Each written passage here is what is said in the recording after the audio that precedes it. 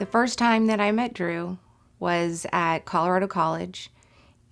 We were summer starts together. It was the first night that we were there, and we went to a party, and she was one of the first people I talked to. We probably talked for about 5 minutes, and I remember that, but she does not. To be honest, I can't remember the first time I met Drew. That's going to be bad. So we went to college together, knew some of the same people, but really we started hanging out after college. I ran into him at Cafe Adobe a couple years after we graduated, and we started hanging out after that. And the first real time we got together was at the Velvet Melvin, had some drinks, and started reminiscing and talking about what we were doing. What I remember about Drew from our first date was how excited he was, how intelligent he was, how funny he was, and how easy it was to talk to him. I think we went out again either later that week or the next week. We started hanging out fairly frequently right after that. I knew that I really wanted to be friends with Drew, and that I wanted him to be in my life. I didn't know if we would begin dating even, but I knew that I wanted him to be in my life. Drooblet was born pouting. She had her lip out. They brought her to me in the hospital room, and for some reason this became the joke of the family, and her father never let her forget it. And whenever she would pout, she was reminded that she had come into the world pouting. So that's the first thing. As a child, Drew was very curious. He was very easy to ration with. If he got out of hand, you could ration with him and talk to him about what he had done that wasn't right. He usually would agree that he had done something wrong, and we would talk about how he could remedy that in the future. Growing up, Drew was a great brother. We were best friends, I would say, always playing around together. I remember one summer, we'd pack little lunches and go up to the park and play basketball all day in hopes of turning it into a profession before anyone notified us that being short and Jewish totally nullified the ability to do that. But we did everything together. I would say we were a good duo. She was a challenge as a child growing up because she had a lot of energy and she had a strong will and she liked to do what she wanted to do. So we had our tiffs. But for the most part, she was very active and very enthusiastic and loved to organize the kids in the neighborhood. But mostly I would say it was her energy and enthusiasm that I remember as a child. The other thing I remember was he was always very concerned about the weather, and particularly tornadoes. And he was on the swim team at the Houstonian, and the coach referred to him as the weatherman because he would always come in and talk about the weather and ask if there were going to be any tornadoes that day. We had lots of fun of goofing around together. It was nice, even though apparently at first he didn't want me around because I couldn't play He-Man when I was still an infant. I remember biting him, and then he got in trouble for that, which was pretty awesome. For some reason, the stuff that stands out right now is all kind of negative, which is weird. Drew as a teenager was a different story.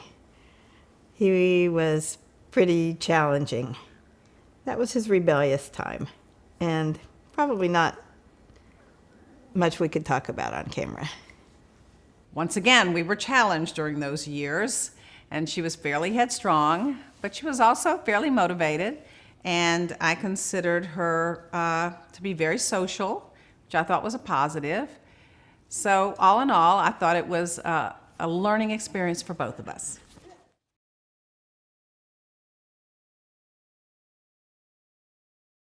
My favorite thing is that Noble is very compassionate. She really has empathy for people. You know that she is caring about you when you're suffering. That's my favorite thing. My favorite thing about Drew is his concern for other people.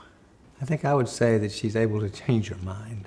She will think about things. She'll be very, very strong-willed, but she will think about it. Sometimes it takes 30 seconds, sometimes it takes 30 minutes. But she'll think about it and she'll change her mind. When I first knew who she was, I liked her. She seemed like a very nice person, an intelligent lady. What do you like about Drew? That's a good question. No, I think of Drew as very steady, and I think of Noblet as kind of up and down. Noblet likes to worry about things on a micro scale, whereas Drew's the macro worrier. So they kind of go hand in hand like that. I think they're both delightfully strange in a very compatible way. So they're both smart yet idiots at the same time. But I think that those things really mesh between them, and they do provide a lot of balance for each other and grounding. I was surprised that they kind of got together so quickly. Why do you think that is? I guess they liked each other. Some of my favorite things about Drew are also some of the things that drive me crazy about Drew. But I do love that he can have a conversation with anyone. Now, on the other hand, if we go somewhere, it can be really hard to get Drew to leave that place because he's talking to those people. So, Physically, my favorite thing about her is her eyebrows. And personality, that she is silly. And we like to be silly together. he can be really silly, and we have so much fun. I mean, we have all these words that we use that we've created and made up, and he's got lots of funny jokes that he tells. He always has all these plays on it and words, but at the same time, whenever I'm trying to be serious, he will do these silly things, and it'll drive me crazy because I'm trying to be serious at that time. I think fetters in general were not really normal. We're all kind of silly and goofy, and so I think Drew probably epitomizes that the best. Noblet and I have developed our own language, which I think is a derivative of Yiddish and complete gibberish. We call each other newbie and drooby, which I think is pretty self-explanatory. But we also call each other schlub. I think it came from when we were nicknaming my old dog Watson, who became Gerbish and then became the Goob. Now, I think I created the Goob, but Noblet thinks she created the Goob. Drew would think that he made up the language. Drew claims to have made up many things. Typically, I would have to say that I think my family is more accepting of it than hers because my family does it themselves. My mom is quite confused by the language that we use and the words that we call ourselves. She is definitely a fan of newbie and drooby, but many of the other words she just doesn't understand. We just find them so funny that we continue to use them.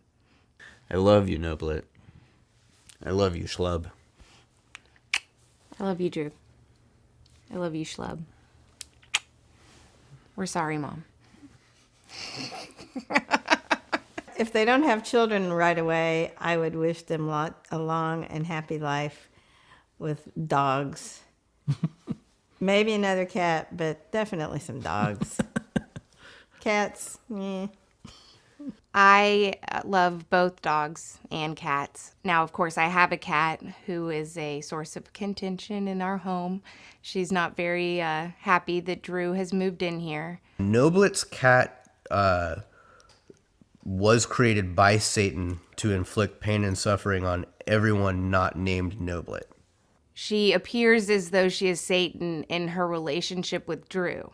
Now, in her relationship with me, she's quite the opposite.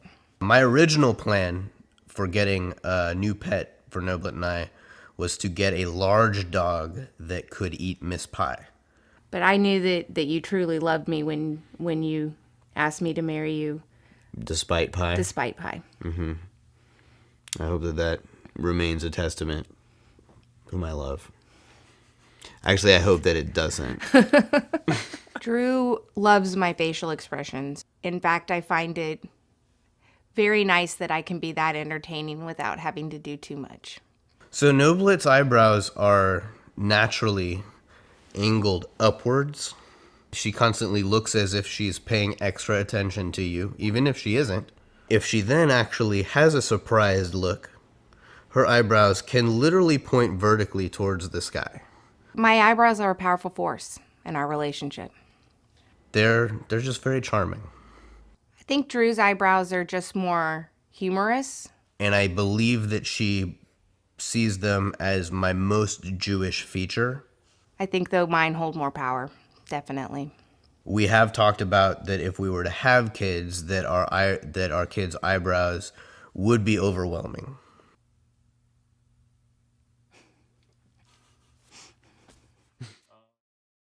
I proposed to Noblet at the Good Company Taqueria, or as her family calls it, the place with the lights.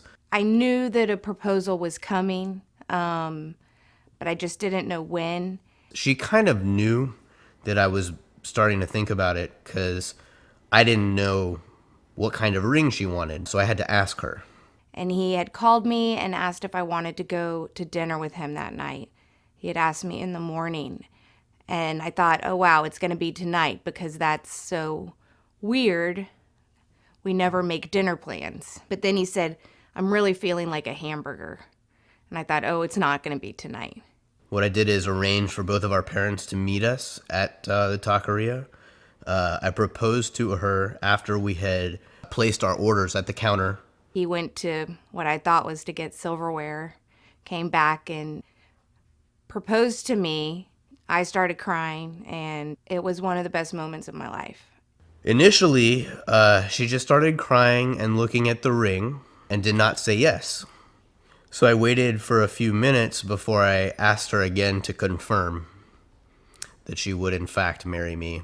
He stood up on a chair at the restaurant and told everyone, ladies and gentlemen, I have just asked this woman to marry me, and she said yes. And the whole restaurant applauded, and it was the first time we had ever gotten table service at Good Company Taqueria. I think I first had an inkling that Noblet would be the one when they first started dating. First time we were having dinner with the two of them over at the Raven, and Drew introduced Noblet to some stranger as his girlfriend. My first reaction was, whoa, I better pay attention. I would say I think I knew it from my perspective when she came with us to the cabin and stayed with us for a week. And if she can handle 24 hours a day for a straight week of fetters, then I think, she passed the test. When I met Noblet, I was very impressed that she was very poised and sweet, yet seemingly competent.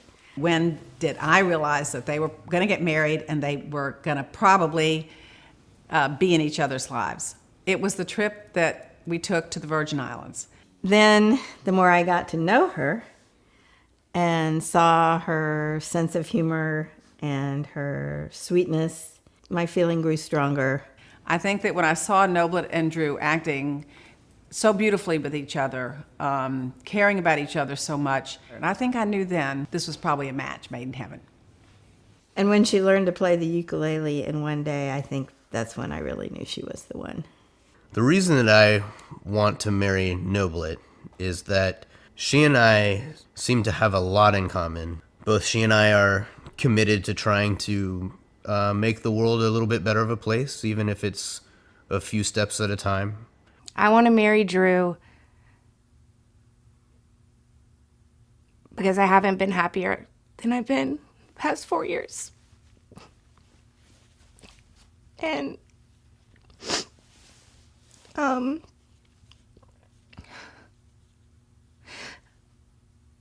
want to marry Drew because I can't imagine my life without him. If there's any one reason that I would want to marry Noblet, it's because I feel like she is a part of my family already. What I remember is Drew realized he wanted to marry me when we were in a fight. Instead of continuing to argue with me, she came, picked up a large rock because we were outside, dropped it next to me, and just looked at me with her eyebrows. We were standing outside of our apartment. My response was to pick up this stone and move it, and then went back to pouting. It was pretty ridiculous, and I didn't know how to react, and thought, this girl is so strange, I love her. And he said that was when he realized he wanted to marry me. It's like so stupid. One piece of advice for a happy marriage, I think the most important thing is to tell each other how you feel and to listen to each other. What I remember our rabbi telling us when we got married was, don't go to bed angry with one another. I would say that they would need to appreciate the past and plan for the future, but they need to live in the present. You usually have more money and less time than you think you do. For the future, I would wish for Drew and Noblet to not worry as much and just have a healthy, happy life and be able to do all the things they want to do. I wish Drew and Noblet a very long and happy life together, preferably with children. I would wish Noblet and Drew all the good wishes that you can have in a lifetime, but mostly I wish them a long life together. When I think about starting our life together, I actually feel like, we already have. I look forward to having a home, growing old together. I look forward to our careers developing. I look forward to having many more fun memories. We get to meet each other's friends and connections, so we kind of have enlarged each of our own worlds. I think we have already started our lives together. Going forward, I think that we're going to have a lot more adventures, whether it's going on trips and traveling or going through some of the craziness we go through at our jobs. I think we have each other's backs. I want to marry Noblet because overall, I don't think I've ever been with anybody that I've felt so matched with. I think that that she makes me a better person. I want to marry Drew because I don't think I can imagine life without you.